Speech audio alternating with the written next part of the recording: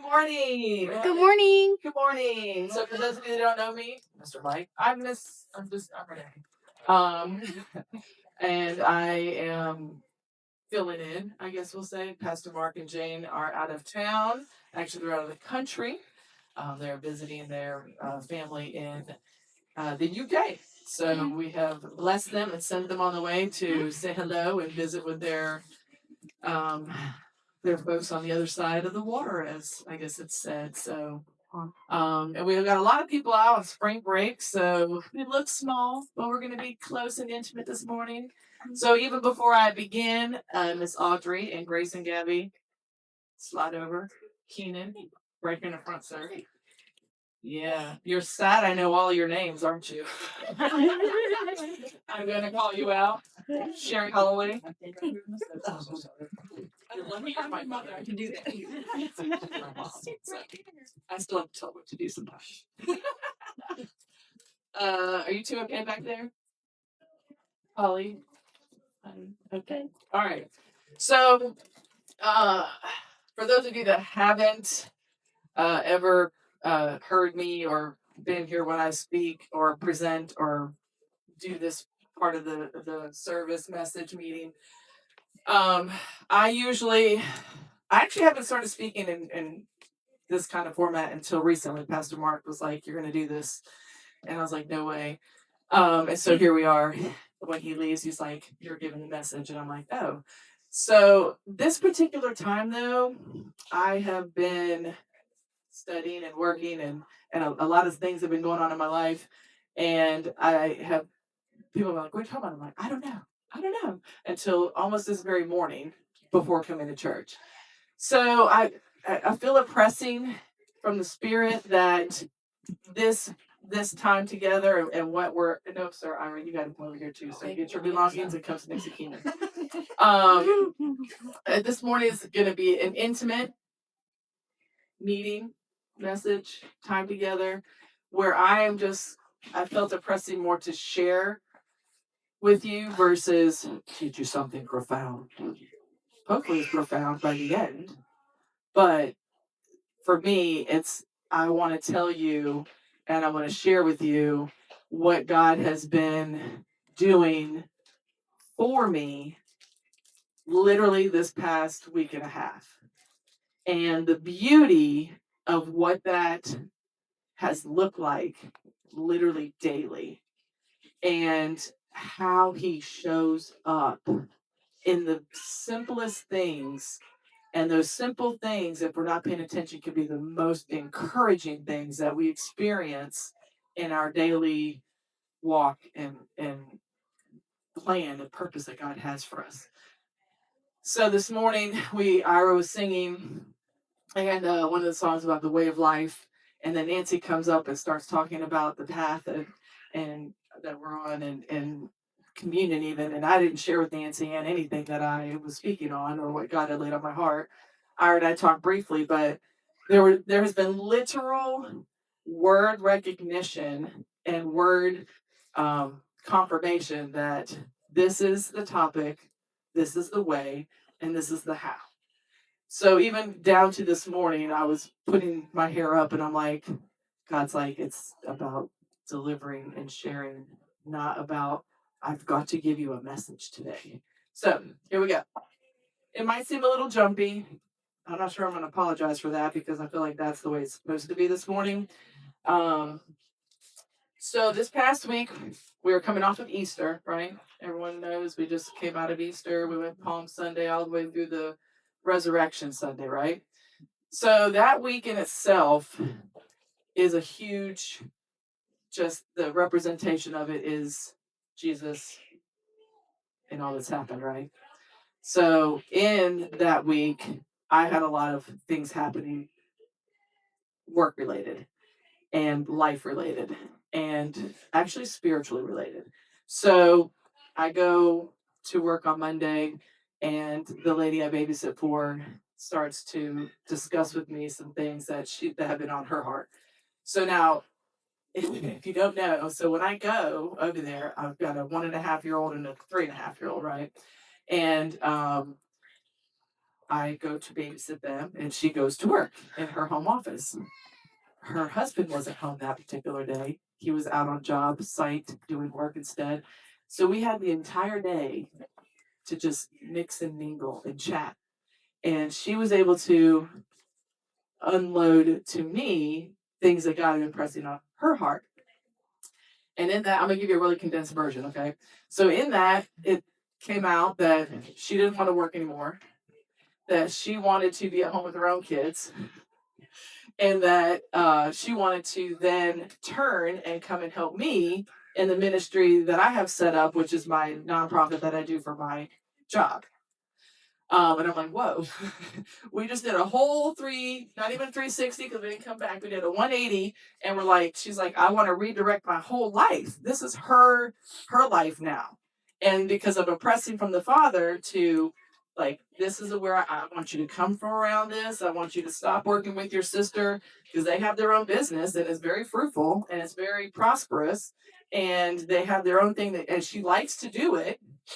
But the pressing from the Father was, I need you to stop doing that. And I want you to, she's like, but I feel a pressing to help you with yours. And I'm like, oh, okay. So now that means a lot to me in so many different ways. One, because I go over to babysit and I earn money, right?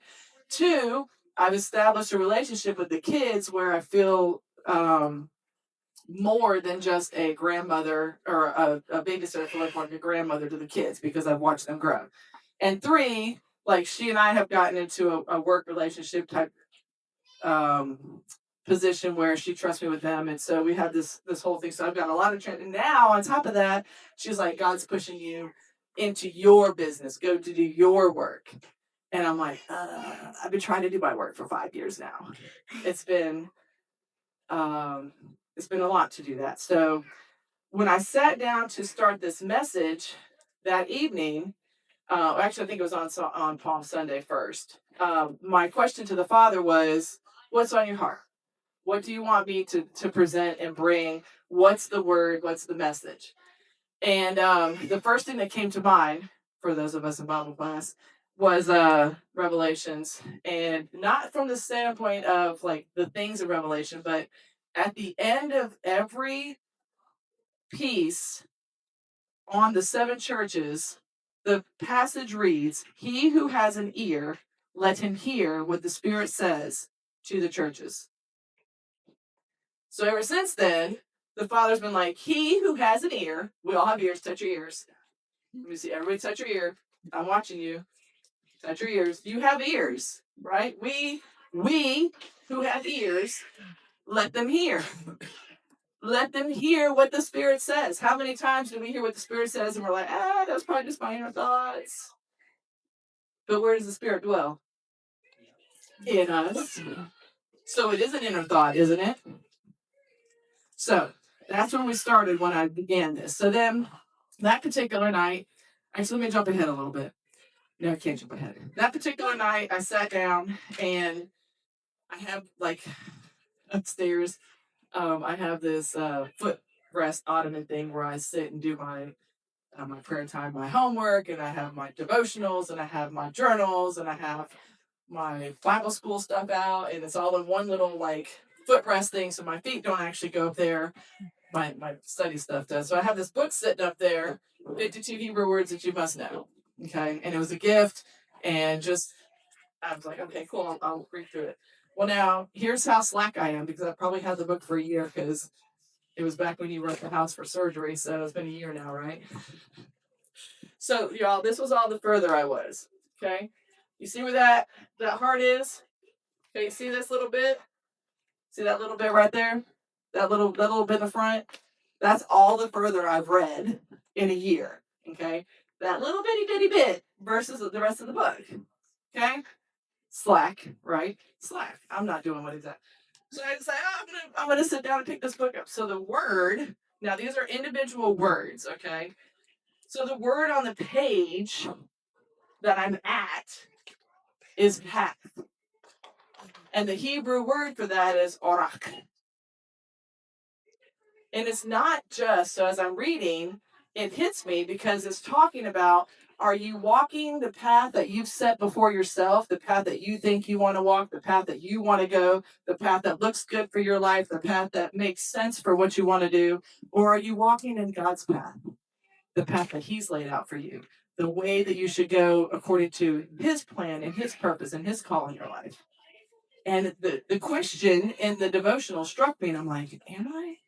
Because clearly you have just altered my whole thought process in one day on Monday. Now we're just on Monday. Okay. And I'm like, okay. So I come to my notes and I write down path orak, and I start looking into that word a little deeper and going through Bible Hub and some different places. And I'm just going to give you the highlights of the things. But first, let me define this for you. So the actual definition for the word orak in the Hebrew is a path, a way, road, or a manner. Okay. The second is a well trodden path, a traveler's route, or a way of life, which was in the lyrics of one of the songs. And I'm like, okay. Another is a righteous path of spiritual context. And also, it implies a smaller, specific, or newly trodden path. So when I was looking into those, the thing that popped out was a well trodden path. And as I sat with it for a day, I the Father kept showing me like literally a dirt path, a dirt way, a dirt road. And we're used to the concrete things that we see now, and a path you have to go to the woods to find, right? But a well-trodden path, and the Father had that in my brain. I'm like, okay, well-trodden path. So I read a little further into that, and there was different things talking from a biblical context in when because obviously this is the Hebrew context of it. So you find those kind of scenarios when you look at a caravan, or when you think about in the early days how commerce and how trade and how the literal livelihood of people was to go down a well-trodden path, because there weren't roads as we have them now. You were on your feet and you were walking. So you usually went a well trodden path because that was already carved out. The way was already made, and you knew it was going to get you from point A to point B, whether you were doing trade, whether you were going for a visit, whether you were doing just, I need to move or whatever. They were going a well trodden path in one direction or backwards, forwards, one way or the other. There wasn't a bunch of curves. There wasn't a bunch of side routes. One well trodden path. So as I sat with that, the next part read that the path would also allow for rebels to move on it, right? So the enemy knows the same path, right? But along that path, you have divine landmarks. So even though we're on a well trodden path, there are still divine landmarks that are specifically set for your path, for your orak. So I'm like, okay, Lord, that sounds cool. So then I start diving in a little deeper, and I'm getting my scriptures and I'm getting my stuff. And at the same time, I'm going to work, and the Father is moving in my life in such a way that Tuesday, when I go back to work, Alicia says, let me tell you what the Holy Spirit said to me last night when I was getting out of the shower. I was like, okay. She was like, this is a lot. You're asking, for her, it's a lot. And for me, it's a lot. And she's like, you're asking me to do a lot right now. And he's like, what week is this? And so I'm listening to her tell me this. He's like, what did I do in 1 week? What week is this? I made history this week. This was Easter week that we're walking out this, like, let me transition your whole life. And in that very week, the Father chose to put it on our hearts to do and move and take a different course. And in 1 week, just the same way the Holy Spirit presented to her, He changed the course of history in 1 week. Why can't He change the course of our history in 1 week? If we are walking the path that he wants us to walk, why can't he change the course of our history in 1 week? Jesus went from coming in as the Messiah to being hung on a cross to being resurrected and with the Father in heaven. The course of history changed in 1 week. So when she said that to me, I was like, oh my gosh, how can that not be the best divine landmark as a confirmation for this moment and this point in time to get yourself moving on the path that I have for you, the path of righteousness, the path, it may be a well-trodden path, but it's your path. And I have divine landmarks on the way. This was a divine landmark on the way. If I hadn't gone upstairs and sat down and picked up this little book, I would have never saw the word path for this moment. And I would never paid attention to the fact that I am now in a place where the Father is transitioning because as another divine little landmark, these little devices that we all have and carry around, right? So this week alone, sorry, I love the way God works. So this week alone, I've had 4 different people send me random, like devotions or scriptures or whatever, all dealing with path or way of life or righteousness or being multifaceted for the call on your life and from people that I don't normally hear from. My husband's cousin, she sent me 2 messages 2 days back to back. And not that we don't talk, but like we don't talk like that. You know what I'm saying? And she messaged me twice with 2 different forms of confirmation, and in her comment at the bottom was, let God use you. She doesn't know what I'm doing or what I'm going through. I don't call her and say, hey, can we talk about this? This is God saying to me through a moment, a divine, for me, it was a divine landmark, because on my phone, God is literally, I'm texting you, girl. Are you paying attention?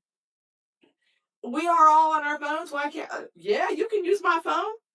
Use my phone to get my attention. And he did that multiple times this week as confirmation that, yes, your well-trodden path is about to take a little curve, girl. Because we all know that a well-trodden path isn't just straight. You got bends in the road. You got a little curve here to go around that, right?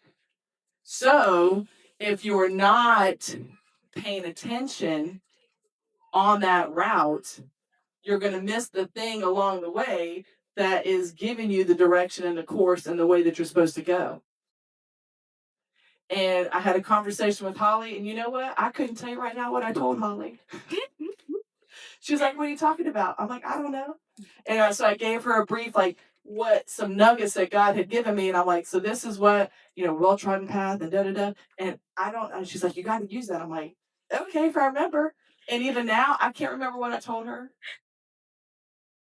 Because that also was a divine moment for me to have an opportunity along this path to share, because it's not about what am I doing, what am I getting, what can I bring to you, but in this very word and in sharing what the Father has been giving and downloading and revealing and changing the course of mine, I gave something to Holly that she needed, and then also to 2 of my neighbors.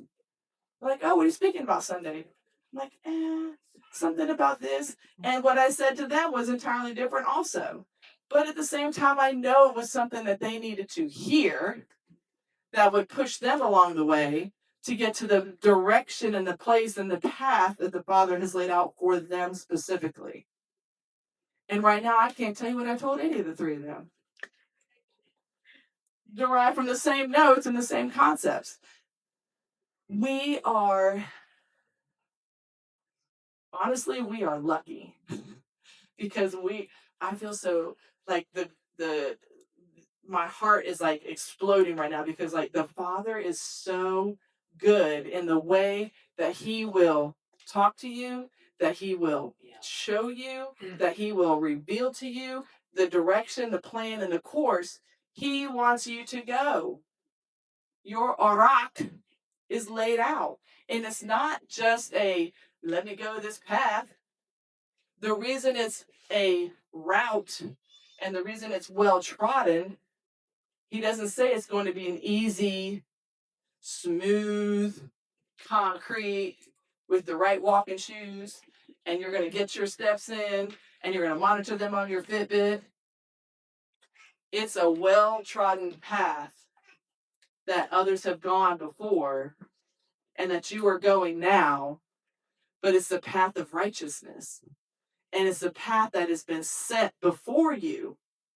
So if you don't walk it according to his plan and purpose, and you don't pay attention to the divine landmarks that he has set along the way, that's when all of a sudden you find yourself on the path that's going down the side where it's darker and there's not as much help along the way, and you find yourself alone, and then you go down a deeper path and I'm stuck. I got no way out. That's not what he has for us. And even though it might seem like a path that others have gone before you on, I ask him all the time, because when I think about the things that he has put on my heart to do in my job, I'm like, well, I see other people doing this already. I see other people doing and moving this. He's like, it doesn't matter. What did I ask you to do? What did I ask you to do? It's about the ask and the obedience. One of the things that was in the reading was obedience yields clarity, and disobedience produces confusion, chaos. I want to be obedient so that I can be clear. So when we're obedient, things become clear in what we're doing so that we know that we're walking on the path that he has set before us. So that our journey, obviously, and when you think about a dirt road or a trail, you have roots because there's plant life around you, right? So you got roots sticking up, you got gravelly rock, you may have some big rock, you may have some wild animals cut across the path. It's not that it's an easy path. It's not that it's a path that is clear, even, but it's a path that the Father has set and takes delight in walking it with you so that he can say, hey, watch your step right there. Hey, I need you to take 2 steps right now and then wait for me. It's a path that he has laid out specifically for each one of us so that we can accomplish his will along the way. And that's how we establish his kingdom. And that's how we get to walk in obedience. And that's how we get to experience his love and his glory and his mercy and his grace in all the things that we do along the way. And then when we find ourselves over here sometimes walking on the darker path, he'll send someone along that says, hey, come here. I got you right now. It might be a spouse. It might be a friend. Like, I feel bad for my husband sometimes because I'm always like, come here, honey. Sorry, you're not doing nothing but crossed arms. Here. Come on, honey. Yep. Mm-hmm. There it is. The famous, I gotta pose.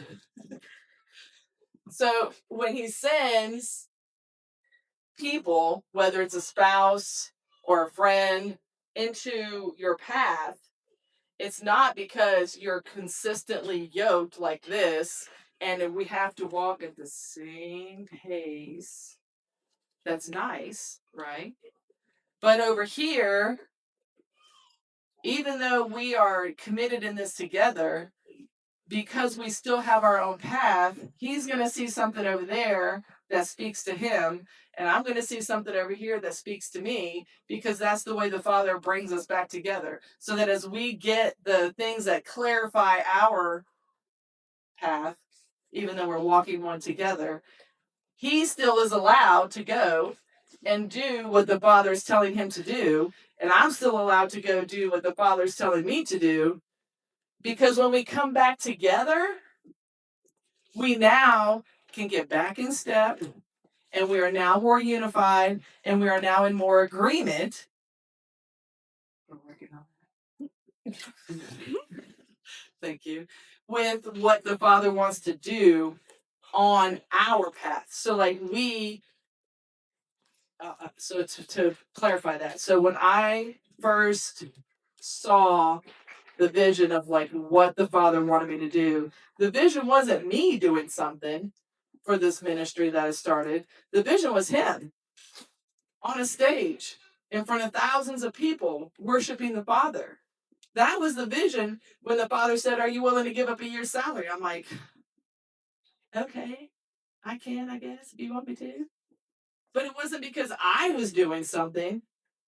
It wasn't because he showed me that I was going to be leading or speaking out, or I wasn't doing anything. I was watching him. But because we're together, I know that we're going to get to a place where that vision is going to be fulfilled. But in the meantime, the work that needs to be done on the ground is what he's showing me to do on a daily basis. I want to make sure that you hear. Those that have ears, let them hear by the Spirit. That now is the time. Now is the moment. Every day that you're moving and walking, that is the now. That is the moment. Pay attention to the little things. Pay attention to the text messages from random people. Pay attention to the, oh, this made me think of you. Okay, what are you trying to show me, Father? Pay attention to the conversations that you're having with those around you, because if you're not listening, Ira might say one thing to me, but the Spirit reveals it to me in a different way that I needed to hear so that I can move forward in what I need to move forward in. Because if we're not helping to support and guide each other, and if we're not helping to encourage along the way, our well-trodden path just becomes a well-trodden path that many have walked. And so I know sometimes we hear, like, I've heard different messages like, oh, if you're on the same beaten path as everybody else, you need to get off and get on your own path. And I'm like, I thought about that when the Father pointed out the well-trodden path and the things that I was reading and like allowing him to show me. And like, yes, but if we actually think about the full intent, we have lots of versions of the Bible, right? But ultimately, there's only one Bible. There's not a part 2, there's not a part 3, there's not a part 4. There hasn't been a rewrite with new disciples and apostles. There's one Bible. There's one message. There is one place that the Father intends for you to still go, for us to still go to hear, read, see, and allow for those things to get deep within. There was several different scriptures that tied into like just the idea. I'm not going to read the whole scriptures, but Psalm 16:11 makes the path known to you. Psalm 25:4, teach me your path. Psalm 17:5, your steps are held firm by the Lord. Psalm 37:23, the Lord delights when you stand firm. He delights when we stand firm in him. Proverbs 15:19, these are highways. These paths are highways. Proverbs 2:8, he protects the way. When he puts us on a path, he's going to protect us along the way. He's going to protect the steps. He's going to protect how he orders them. He's going to protect how we get how the revelation comes to us. He's going to protect all of those things as we go along the path that he has laid out for us. I this week have been so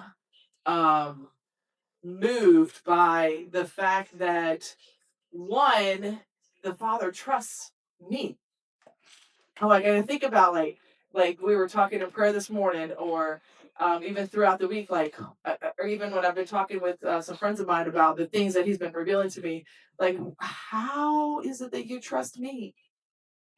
What like, I feel like I'm like minuscule in the scheme of things to take on such a beautiful task, such a beautiful plan, such a beautiful path. Because when we look, okay, when I look at this dirt road, like, the vision I always see now is like this dirt road with all this gravel, but the beauty of the landscape, the flowers, the trees, the things in nature, the birds and the things that I see when I get to walk down this path is where that's where the excitement comes in. It's not the actual thing that you're walking along or in, but it's the beauty of everything around, because we live in a place where the Father created everything. There's not one place you can go that the Father hasn't already been, seen, done, or heard. He has created all of it, and we get to be in the midst of it, walking down our path, walking the way that He has called us to walk, walking the way of life, walking the highway and the byway that has already been prepared before us. I am excited. Like, I have a new fervor in my heart, and a new, like, oh, I got to get some work done. And I've been actually like at home, like hustling and bustling. I got to do this. I got to do that. I got to do this. And there's an enthusiasm now to get up and go do the things that He has said to go do, because why not? How great. You asked. I want to be obedient, and I want to do, so that as I travel the orak that you have set before me, I could travel it well, and I could travel it with purpose, and I could travel it with sense of direction, and not be afraid, and not be questioning everything that I'm like, am I good enough for that? Can I really do that? Are you sure you want me to do that? Am I really? That's the thousands of questions that swirl in my mind. And I want you today, I want you to hear, not that I'm giving you anything of meaty value, probably, or something you probably haven't heard, but I want you to hear from the Spirit that dwells within you, and I want you to be obedient to the way that He is calling you, to the path that He is calling you. I want you to understand that when you let your ears hear, the Spirit will be alerted. He will be awakened. He will be moving, and He will make those things known. I want to encourage you to listen. I want to encourage you to be obedient to the direction. I want you to be aware visually of the divine landmarks along the way. I want you to know that they are specifically for you for such a time as this. And I want you to know that along that path, you may feel like you're walking that thing alone sometimes, but it's a path that others have gone before and before and before and before, until you get all the way back to the path being set before you, because Jesus already walked it. And that is a place where you can meet Him and walk with Him and know that you're moving in such a way that He is with you, and He is for you, and He is not going to let you go. And that is the direction, and that is the movement, and that is the orak that the Father has for you. So I would encourage you this week, today, tomorrow, any moment, pay attention to those things. Listen to those if you listen to podcasts, what do you like? Is there something particular popping out? If you're scrolling, is there something particular popping up? If there's a random text that comes through, if there's a sign, a billboard, if there's just the little things, they're all divine and they're all sent to encourage you, to confirm. I've had so many confirmations this week that I'm like, you hear me and you see me and you love me and you want me. And I'm going to do what you're asking. And I'm going to do it with a better position. Like, I feel like I've been positioned better in my heart and in my mind to move in the direction that he says, I want you to move in this. So I want to encourage you this week to pay attention and to listen, to allow your ear gates to be in tune with the spirit that dwells within you, and to trust that you are in the right place and that you are in the right moment and that you are worthy of whatever the Father is asking you to do. Okay? Okay. And that's really all I got today. But I appreciate you letting me share it in a way that I didn't have to get it together. So I guess if there's anybody that wants prayer, you may come for the prayer team. And if not, then I love you and I pray that your week is fantastic. And that if you need anything, I am always here for you. And I just got something to say. I would encourage everyone to come up for prayer and to really come up for prayer to increase your awareness of Holy Spirit speaking to you in your daily life and everything that Renee was talking about today. So come to the front. Let's have some prayer time.